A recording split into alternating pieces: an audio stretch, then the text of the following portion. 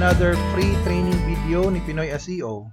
Today we'll be discussing about a WordPress functionality nga mo increase sa security sa imong website. Muna atong website to pinoyseo.ph. We are giving free and paid SEO training in the Philippines. As of now, naanatay 2022 enrolled students sa atong mga courses which are found here. Kani dire. Kaning pinoyseo.ph is actually running on WordPress. And lately, we have been getting mga spam registration, no? And gasunod-sunod sila.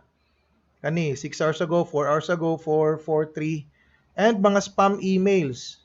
Kani ilang mga gipanggamit nga mga emails are not recognizable, no? Ay mga domain emails nila. Kana. And also from time to time, every hour no naadyo mag-register. So that's an indication nga nasulod na imong website sa radar sa mga spammers. So we need to increase the security of our WordPress. No, so ang atong gamiton is a technology called reCAPTCHA, and si Google gyapon ang tag-iya ani. Okay? reCAPTCHA will protect your website. Now, mo ni siya ang iyahang website natay install nga WordPress plugin, no? And actually na-install na nato, it is called Advanced Google reCAPTCHA. Pag install nato, mo day ni ang settings dire, we need to register our domain first. Remember nga free ra ni siya. So i-register nato, pag-click nato ani diri din nga website.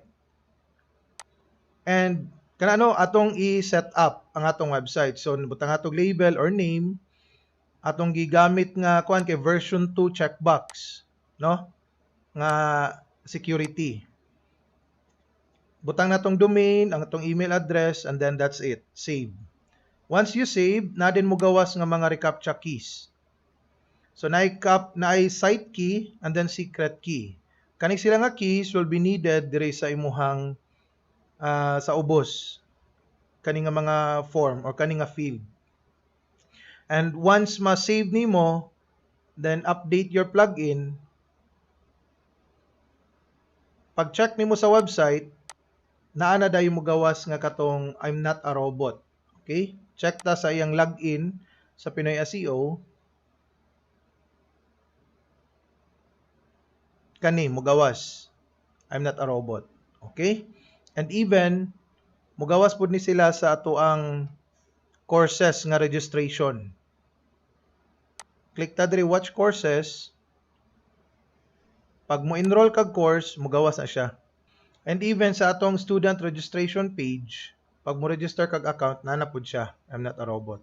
So kani automatic siya mo filter sa mga spam registration.